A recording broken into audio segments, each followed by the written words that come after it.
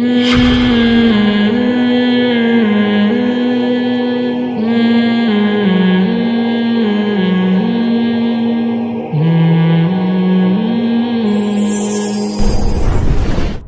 ہمیں ان ٹاپک سے دلچسپی نہیں ہے. یہ تو ان لوگوں کی فیت کو ہمیں تو زبردستی ان چیزوں میں دھکیلا گیا ہے, ڈالا گیا ہے. یہ ہمارا ٹاپک تھوڑی ہے. اگر یہ ٹاپک ہوتا میں 4 شادیوں پہ کتاب لکھتا. پھر بولو بھائی, ہم تو دیکھ رہے تھے بیوہ عورتیں تباہ ہو رہی ہیں, برباد ہو رہی ہیں, کنواری لڑکیاں برباد ہو رہی ہیں. تو ان کو کیا اس ٹاپک سے کہ یزید رحمت اللہ علیہ لعنت اللہ, وہ کہنا بھائی ہمارا گھر بساؤ یار, بھاڑ میں جائے وہ, ہمیں کیا کرنا ہے اس سے. آپ نے ان کے لیے کیا کیا ہے؟ قوم میں رشوت کس قدر پھیل رہی ہے. تبلیغی جماعت کو 100 بار سلام. کتنے لوگوں کی زندگیاں انہوں نے تبدیل کر دی. ان کا تو ٹاپک یہ نہیں ہے, نہ کربلا پہ بیان کرتے ہیں, نہ ان کو ربیع الاول کا پتہ ہے. کیسا شرک اور بت پرست. کتنے بڑے بڑے گلوکار فنکار ہیں, داڑیاں رکھوا دی ان کو, تہجد گزار بنا دیا. کتنے غیر مسلم ہیں. تبلیغ والے تو ریکارڈ بھی نہیں رکھتے. اگر یہ ریکارڈ رکھتے نا رجسٹر میں, لاکھوں غیر مسلم ہیں جو تبلیغ والوں کو دیکھ کے مسلمان ہوئے ہیں. حالانکہ کوئی شو بازی کا شوق نہیں ہے تو کوئی ریکارڈ بھی نہیں رکھا ہوا. کارگزاری میں زیادہ اس طرح کی باتیں بیان کرنے کی بھی اجازت نہیں. کام کو فوکس کرو. تو جو عملی زندگی والے لوگ ہیں ان کا لائف اسٹائل کچھ اور ہوتا ہے, باتیں کرنے والوں کا اسٹائل کچھ اور ہوتا ہے. دیکھنے میں آپ کو باتیں کرنے والے پڑھے لکھے لگیں گے, لیکن عملی زندگیاں تبدیل کرنے والے کوئی اور ہوتے ہیں. میں تو جانتا ہوں کیسے کیسے لوگوں کی زندگیوں کو تبدیل کیا ہے, کیا کیسے کیسے پتھر دلوں کو تبلیغ جماعت میں نکل کے رام ہوئے. وہ چرسی جی, تو کتنے لوگ ہیں دنیا میں جن کو ہم جانتے ہیں ایسے لڑکوں کو جو قتل کیا کرتے تھے, جو شراب پیا کرتے تھے, تبلیغ میں وقت لگا کر ان کی زندگیاں چینج ہو گئی. اگر ان کو کسی ایسے خطیب کے محفل میں لے جا کے بٹھا دیتے کہ وہ بیان کر رہا ہے جناب اس پہ کربلا پہ بیان کر رہا ہے اور حجاج بن یوسف پہ رپورٹ پیش کر رہا ہے, بنو امیہ پہ رپورٹ پیش کر رہا ہے, یہ لوگ شراب چھوڑتے؟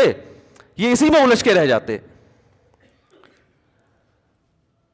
حدیث میں دعا سکھائی ہے, اللہم انی اعوذ بک من علم لا ینفع, اللہ ایسے علم سے پناہ مانگتا ہوں جو فائدہ نہ پہنچائے. تو ہماری پیدائش کا مقصد یہ ہے کہ تم میں سے اچھا عمل کون کرتا ہے. کوئی شخصیت مقصود نہیں, عمل مقصود ہے. دیکھو کس قدر اسلام میں شخصیت پرستی کی نفی ہے, اس کی میں ایک مثال آپ کو دیتا ہوں صحیح حدیث سے. بہت ٹیکنیکل مثال ہے, اس کو خوب اچھی طرح سمجھیں. قرآن مجید میں سورہ توبہ میں اللہ نے غزوہ تبوک کا واقعہ بیان کیا, جس میں کچھ 3 مخلص صحابہ پیچھے رہ گئے تھے.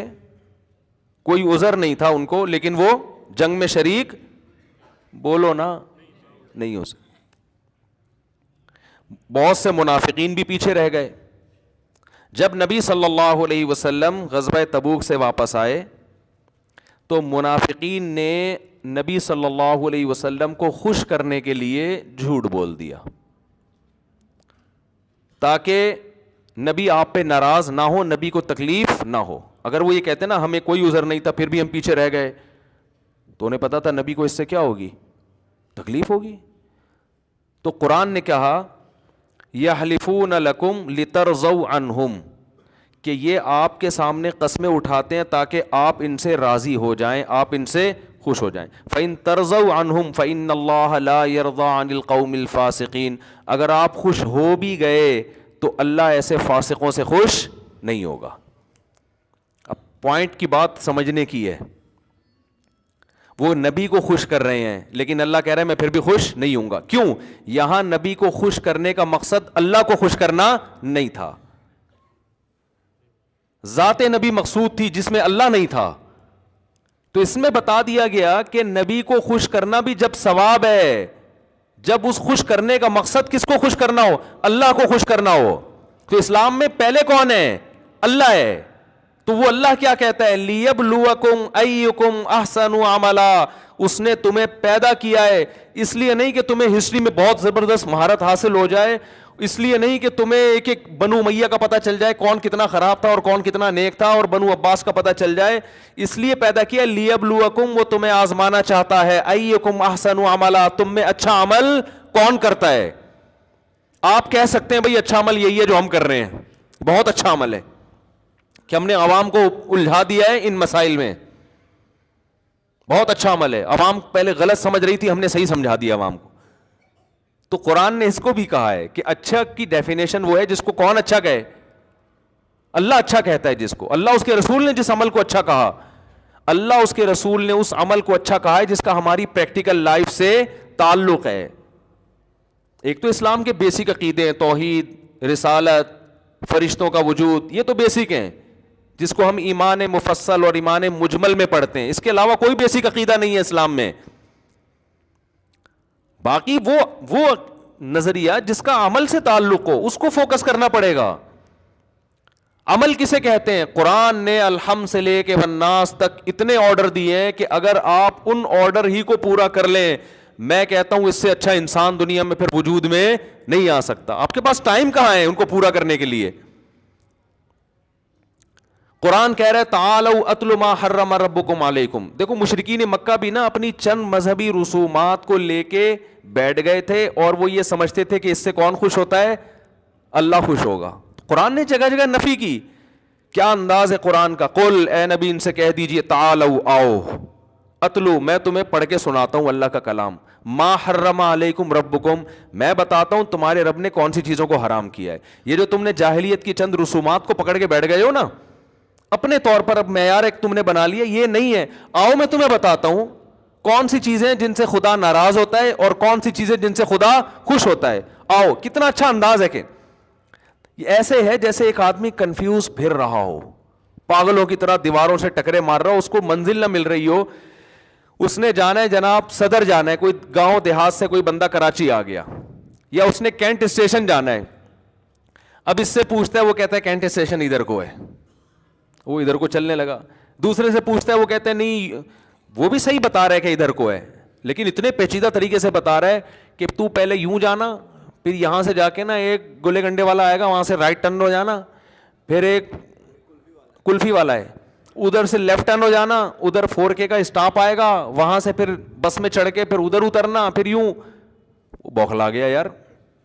دوسرا بندہ، بھائی چھوڑ اس کو، تو ایسا کر، تو ایسا کر، تو یہاں سے نا ادھر سے جانے کے بجائے ادھر رش ہوگا، ادھر رش ہوگا، تو یہاں سے نکل جا کٹھی پہاڑی سے، کٹھی پہاڑی سے یوں نکلے گا، پھر ادھر سے بنارس ٹن مارے گا، ادھر شیر کے ادھر جائے گا. روڈ تھوڑا خراب ہے لیکن راستہ کھلا ہوا ہے. پھر اب وہ شیر شاہ کیا ہوتا ہے؟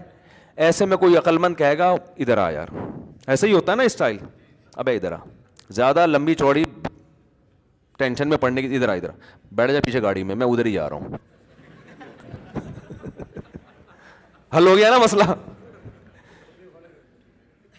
ہاں تبلیغ والے یہی کرتے ہیں کہ ابے تو چھوڑ دے ان مناظروں میں، بحثوں میں، 3 دن لگا لے، انسان کا بچہ بن کے واپس آ جائے گا، لگا لے ہمارے ساتھ. واقعی یہ انداز بڑا بہترین ہے.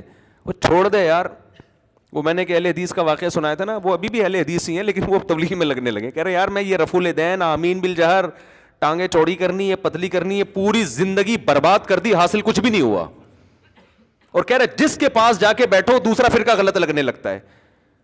میں نے ان کا، میرے بڑی اچھی دوستی ہے ان سے، وہ میری 4 شادیوں والی کتاب پڑھ کے مجھ سے ملنے. اہل حدیث تو اتنی بڑی داڑھی ان کی نا، 4 شادیوں والی کی کتاب پڑھ لی، 2007 میں پڑھی انہوں نے. مجھے تلاش کرتے کرتے پہنچے اور بڑے بغلگیر ہوئے، کہہ رہے یار کیا کتاب ہے یار، میری تو زندگی بدل گئی. بڑی بہت متاثر ہوئے. تو داڑھی سے مجھے اندازہ ہو گیا بھائی اہل حدیث ہیں. تو میں نے کہا کیا یہ آپ کہہ رہے میں پہلے دیوبندی تھا؟ نہیں، پہلے میں بریلوی تھا. پہلے میں کیا تھا؟ بریلوی. تو ہم وہ 30 40 میں 11ویں شریف، 12ویں شریف، نظر و نیاز، سارے جمعرات کے سب کچھ رپورٹ ہمارے ہاں تفصیل سے چلتی تھی. کہہ رہے پھر میں دیوبندیوں کے پاس بیٹھنا شروع ہوا. تو کہنے لگے میں دیوبندی بن گیا. کہہ رہے ہیں پھر اس کے بعد میں بڑی ملامت ہوئی، خاندان ظاہر ہے ملامت کرتا ہے. تو جب میں دیوبندی بنا تو پھر کچھ دنوں کے بعد اہل حدیث میں بیٹھا، انہوں نے بخاری کی حدیث دکھائی رفع الیدین والی. تو میں نے کہا دیوبندی تو یہ کرتے ہی نہیں ہے. اب ظاہر ہے ہر آدمی کے پاس علم نہیں ہوتا, انہوں نے کوئی 2-4 مولوی مل جائیں گے, ان سے پوچھا ہوگا, ان کے کچھ, ہر آدمی کو ہر چیز معلوم تھوڑی, تو پیناڈول کی تحقیقات ہر آدمی کے پاس ہر وقت تھوڑی, ہر ڈاکٹر کے پاس بھی نہیں ہوتی. تو وہ کہہ رہے میں پھر اہل حدیث بن گیا. کہہ رہے جب میں اہل حدیث بنا تو ایک دن جماعت المسلمین والوں کا کہیں مجھے لٹریچر ملا کہ ہمارا فرقہ وارانہ نام نہیں ہے, یہ حنفی, شافعی, دیوبندی, بریلوی, اہل حدیث, یہ تو فرقے بنائے ہوئے. ہوا سماکم المسلمین, اللہ نے نام کیا رکھا ہے, مسلم. آئیے جماعت المسلمین میں جس کا کوئی فرقہ نہیں ہے. انہوں نے کہا یہ اہل حدیث بھی فرقہ ہے. کہہ رہے ہم جماعت المسلمین نکل لیے. اب آسان نہیں ہوتا مسلک چھوڑنا, ملامتیں. کہہ رہے نہیں ہمیں تو حق کی تلاش تھی, ہم کہاں نکل لیے, جماعت المسلمین. کہہ رہے جماعت المسلمین کے اب شکر ہے اس کے بعد کوئی لیٹسٹ فرقہ وجود میں آیا نہیں تھا اس سے اوپر کا, لیکن اب جماعت المسلمین بھی پارٹ 1 پارٹ 2 ہو گئی ہے, ورنہ وہ ساری زندگی پارٹ 1 پارٹ 2 کے مناظرے کراتے رہتے کہ ان میں پارٹ 1 صحیح ہے یا پارٹ 2 صحیح ہے. اب تو جماعت المسلمین کا مسئلہ ایسا حل ہوا نا جب سے پارٹ 1 پارٹ 2 آیا, جماعت المسلمین کا زور بھی ختم ہو گیا. ورنہ ہم یہاں محلے میں ایک درد سر بنے ہوئی تھی جماعت المسلمین, ہر تھوڑے دن میں کوئی لڑکا لٹریچر لے کے آ رہا ہوتا, اس کا کیا مطلب ہے, اس کا کیا مطلب ہے. ہم شادیوں پہ کام کر رہے ہیں, لوگوں کو کہہ رہے ہیں یار بیوہ عورتوں کو سہارا دو, اور جناب طلاق یافتہ عورتوں کو سہارا دو, اور ادھر تو علماء کی صلاحیت ہے جب ان چیزوں میں لگیں گی تو معاشرے میں وہ مثبت کام کس ٹائم پہ کریں گے بیٹھ کے. تو وہ جناب جب سے پارٹ 1 پارٹ 2 وجود میں آئی ہے نا, اب مسئلہ ہی حل. جب بھی کوئی جماعت المسلمین والا کہتا ہے کہ نبی نے فرمایا جماعت المسلمین اور اس کے امام کا کو یعنی لازم پکڑو, تو ہم کہیں گے پارٹ 1 کے بارے میں فرمایا یا پارٹ 2 کے بارے میں, پہلے یہ فیصلہ کر لو, پھر ہم حدیث میں دکھاؤ پارٹ 1 ہے یا پارٹ 2 ہے. تو اب وہ سنا پارٹ 3 بھی ہو گیا, واللہ اعلم.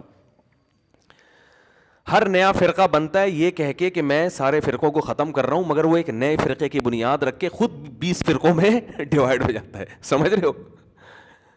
تو وہ پھر جماعت المسلمین میں چلے گئے. اب جماعت المسلمین کا اس وقت پارٹ 2 نہیں تھا, تو وہ جماعت المسلمین میں گئے تو ان کو وہاں بڑا اچھا لگا, بھائی ہر بات قرآن کی, ہر بات حدیث کی, لیبل تو سب نے بڑے اچھے اچھے خوبصورت لگائے ہوئے ہوتے ہیں نا.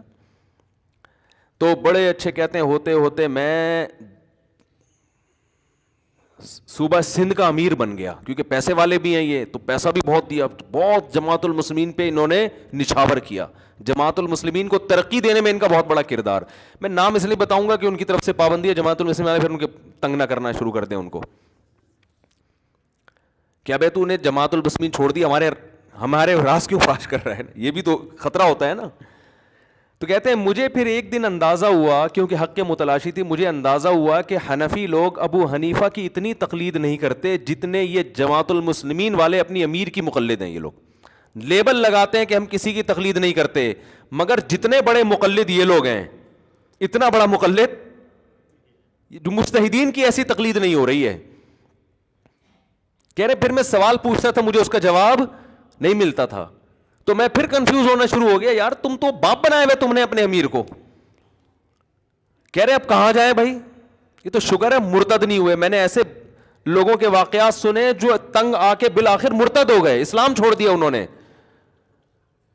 کہہ رہے ایک دن میں گیا تبلیغی جماعت, کہیں فضائل اعمال کی تعلیم چل رہی تھی تو میں جا کے بیٹھ گیا. مجھے انہوں نے پاؤں دبانا شروع کر دیے کہ سہروزے میں چلو. کہہ رہے پہلے تو میں نے سوچا اب یہ رفع الیدین کا مسئلہ چھڑیں گے نا, اب یہ آمین کی بات کریں گے. کہہ رہے میں نے ٹانگیں چوڑی کر کے نا یوں کر کے پوری نماز پڑھی ایسے کر کے کہ مجھے کوئی چھیڑے, کسی نے نہیں چھیڑا. کہہ رہے میں نے کہا 3 دن لگاتا ہوں پھر چھیڑوں گا, میں 3 دن لگاتا ہوں. یہ الفاظ میرے ہیں, چھیڑوں گا, اور یہ تو ہماری اپنی کراچی کی اردو میں یہ چیزیں بنائی ہوئی ہیں ہم نے, یہ ٹھیک ہے نا. تو انہوں نے کہا شاید اب مجھے تنگ کریں یہ لوگ کہ میں سہروزہ میں ٹرائی, جہاں اتنی جماعتیں ٹرائی کی ہیں اس کو بھی ٹرائی کر لو. تو کہہ رہے میں نے کہا میں یوں جاؤں گا پھر یوں کروں گا پھر زور سے آمین, تو کچھ نہ کچھ تو ہوگا. کہہ رہے حیران ہو گیا, 3 دن ہو گئے مجھے کسی نے کچھ نہیں کہا. ان کی ایک ہی بات تھی, بھائی یہ دین ہمارے اندر کیسے آئے گا, پوری دنیا کے اندر کیسے آئے گا, اس کے لیے ہم سب کو مل جل کے فکر. کہہ رہے میں کہہ رہا ہوں بھائی یہ کہہ رہا چھوڑ, تو جیسے کر رہا ہے نا کرتا رہے. یہ جو سعودی عرب میں تبلیغی جماعت پہ پابندی لگی ہے نا, اس پہ بہت سے لوگ مجھے کہہ رہے ہیں آپ حکومت سعودیہ کے خلاف بیان دیں. ہم نے ایک بڑے عالم کی بات بڑی خاندانی سنی جو میرے شیخ ہیں. انہوں نے کہا تبلیغی جماعت پہ جب پابندی لگی ہے تو اس کو تبلیغی انداز سے ہی حل کرنا پڑے گا. تبلیغی انداز یہ کہ کسی کے خلاف بیان نہ داغا جائے, کیونکہ اگر آپ بیانات داغنا شروع کر دو گے نا حکومت کے خلاف, سعودی حکومت کسی کی نہیں سنتی, سمجھ رہے ہو نا.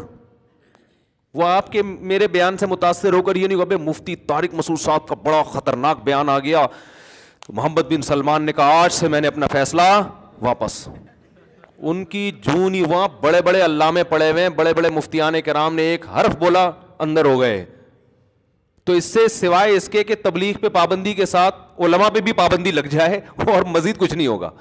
تو بڑی پیاری بات کی انہوں نے کہ بھائی اس پابندی کو تبلیغی اسٹائل میں ہی حل کیا جائے. تبلیغ والے یہی اس طرح اسٹائل ان کا کیا ہے, یہی ہے جو ابھی بیان کر رہا ہوں کہ وہ کہہ رہے ہیں کہ بھائی رفع الیدین کا مسئلہ اور بھائی چھوڑ یار, ٹھیک ہے نا, چھوڑ دے اس مسئلے کو.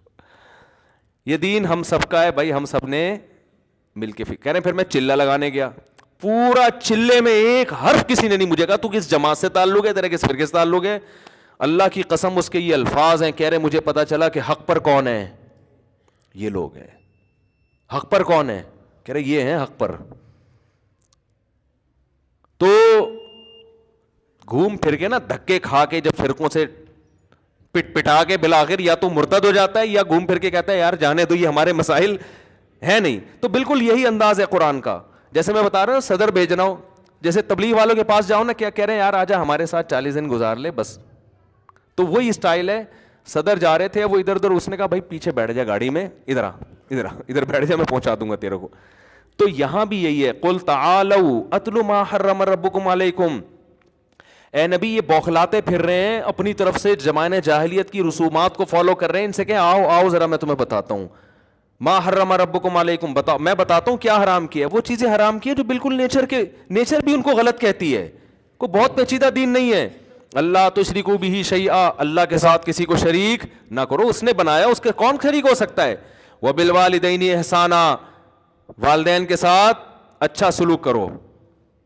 کیسی پیاری تعلیمات ہیں. یہ چیز ہے فوکس کرنے کی. باپ ہے ماں ہے, ان کا دل نہ دکھانا, بڑھاپے میں ان کے قدموں میں جنت تلاش کر